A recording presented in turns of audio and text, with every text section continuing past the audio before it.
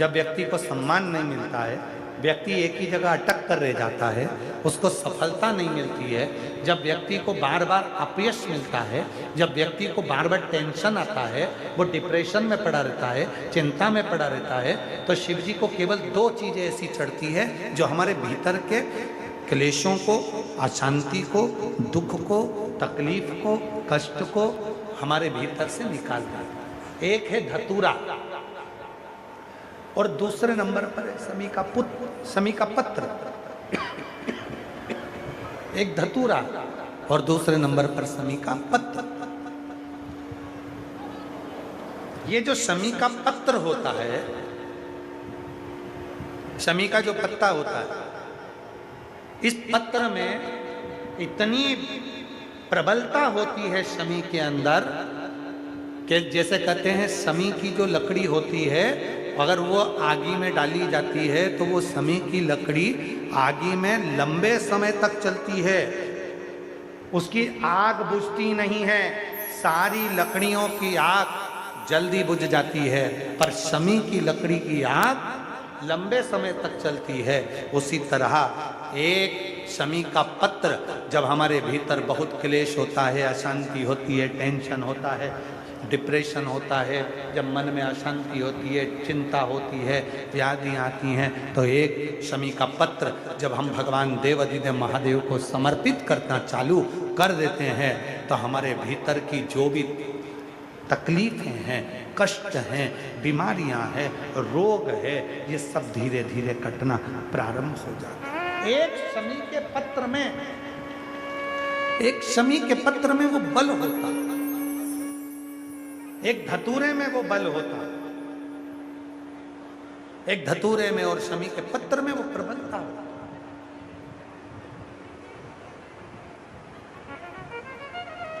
धतूरे को भी 3 तरह से चढ़ाया जाता है।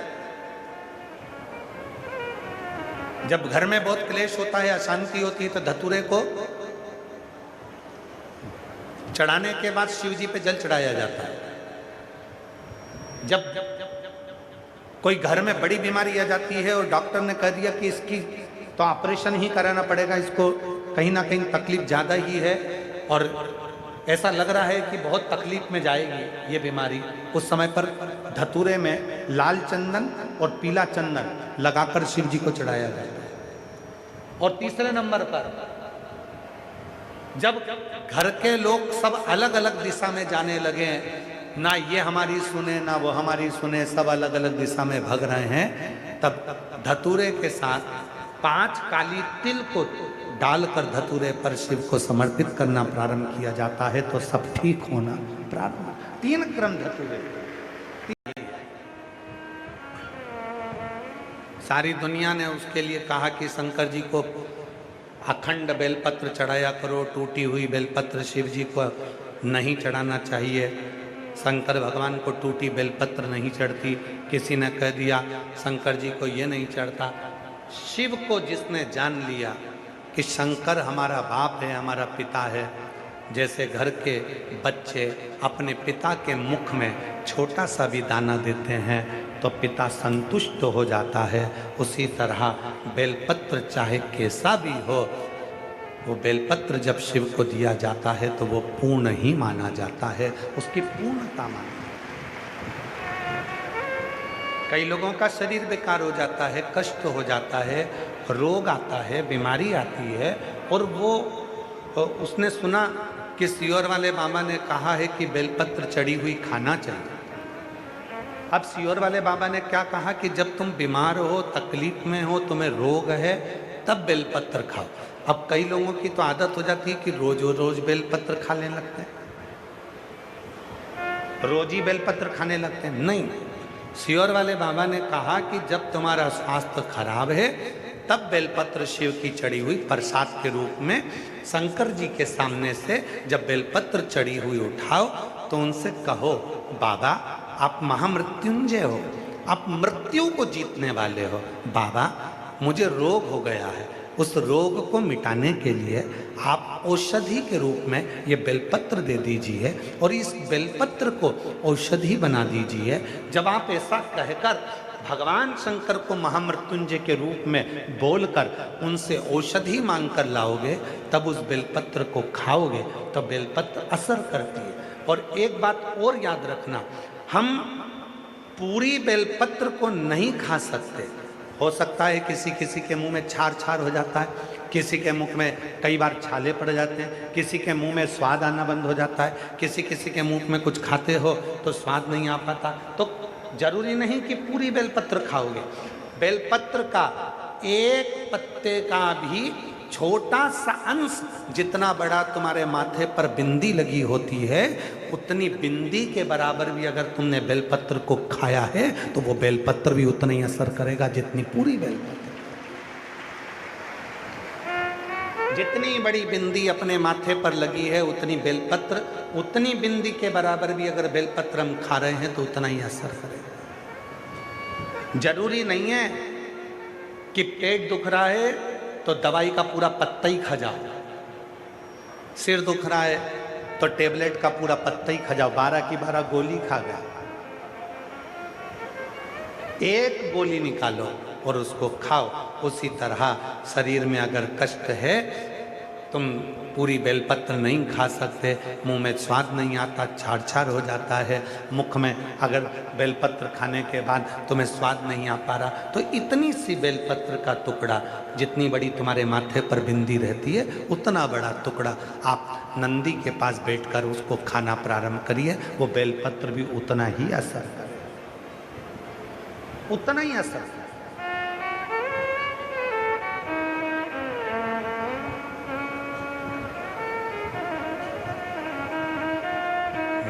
मैंने तेरे ही भरोसे बाबा, तेरे ही भरोसे हवा बिच उड़ती जावागे बाबा। तो थपथपाकर उसका कंडा बना लेते। और कई लोग, गाय ने गोबर करा और वो गोबर वहीं पड़ा पड़ा सूख गया, वो अलोना कंडा हो गया, अलोनी गोबरी हो गई, सूखा गोबर। गुरुजी निकल के जा रहे थे, वो सूखी हुई जो गोबरी थी, गाय ने जो गोबर करा था वो वहीं पर पड़ा पड़ा ठंड सूख गया। वहीं से गुरुजी निकल कर जा रहे थे, उनके मन में आया गोबरी पड़ी है, ले चलता हूँ, यज्ञ में डालूंगा, तैयार कर लूंगा और हवन हो जाएगा। पर गुरुजी ने सोचा कि अब मैं बहुत दूर तक चलूंगा, कहाँ लेकर जाऊं, रहने क्या करना ले जाकर। अब गुरुजी निकल गए, पीछे से एक कोई भाई आ रहा था। उस भाई ने उसको उठाना चाहा तो उस गोबरी में से आवाज आई कि तुम मुझे लेकर मत जाओ, लेकर जाए तो कोई शंकर का भक्त मुझे लेकर जाए। गोबरी ने जैसे ही कहा, उस कंडे ने जैसे ही कहा, वो गाय के सूखे हुए गोबर ने जैसे ही कहा, तो किसान भाई ने पूछा, भाई तू मेरे साथ क्यों नहीं चलना चाहता, तू मेरे साथ किस लिए नहीं चलना चाहता।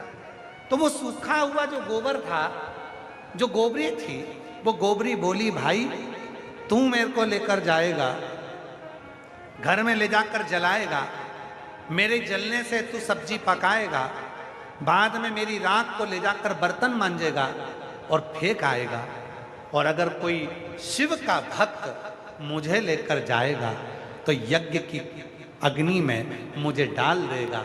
जब वो यज्ञ की अग्नि ठंडी हो जाएगी तो उसमें से भस्म निकलेगी, तो वो भस्म महादेव को चढ़ा देगा। बस इसलिए मैं तेरे साथ नहीं, इसलिए मैं तेरे साथ नहीं जाना चाहता। कोई शिव का भक्त हमारी जिंदगी में एक ऐसा आ जाता है, कोई शंकर का भक्त हमारी जिंदगी में ऐसा आ जाता है, कोई शिव का भक्त हमारे जीवन में ऐसा मिल जाता है जो हमको ले जाकर देवाधिदेव महादेव तक छोड़ देता है। कोई शंकर का भक्त हमारे जिंदगी में ऐसा मिल जाता है जो हमको ले जाकर भगवान शंकर की शरणागति में छोड़ देता है। कोई शिव का भक्त हमारी जिंदगी में ऐसा मिल जाता है जो भगवान की अविरल भक्ति हमको करना सिखा देता है। और जब हम भगवान की अविरल भक्ति में श्री शिवाय नमस्तुभ्यम के उस मंत्र में जब डूबने लगते हैं, तब शिव अपने आप कृपा करना प्रारंभ कर देते हैं। कोई भक्त हमारी जिंदगी में ऐसा नहीं।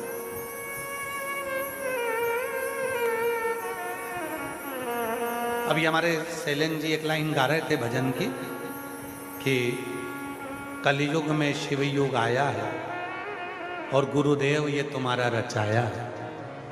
पर हम उनसे कहेंगे कि उसको गुरुदेव ने नहीं रचाया है।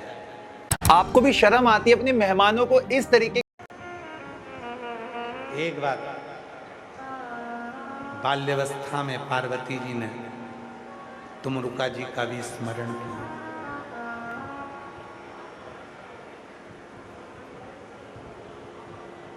जब मन भटकता है तो तुमरुकेश्वर महादेव का नाम एक ऐसा नाम है जो मन को केंद्रित करता है। पार्वती जी को जब एक बार लगा कि मैं इतना तप साधना कर रही हूं, उसके बाद भी देवाधिदेव महादेव प्रसन्न नहीं हो रहा है, तब तुमरुका जी का स्मरण, शिव की भक्ति को दृढ़ करा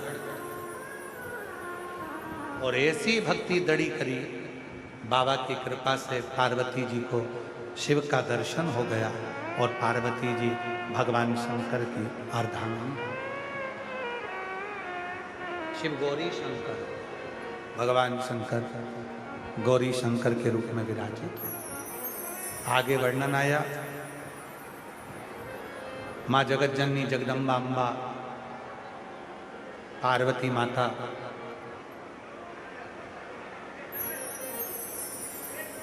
शरीर पर उपटन लगा है, स्नान करने के लिए जा रहे हैं।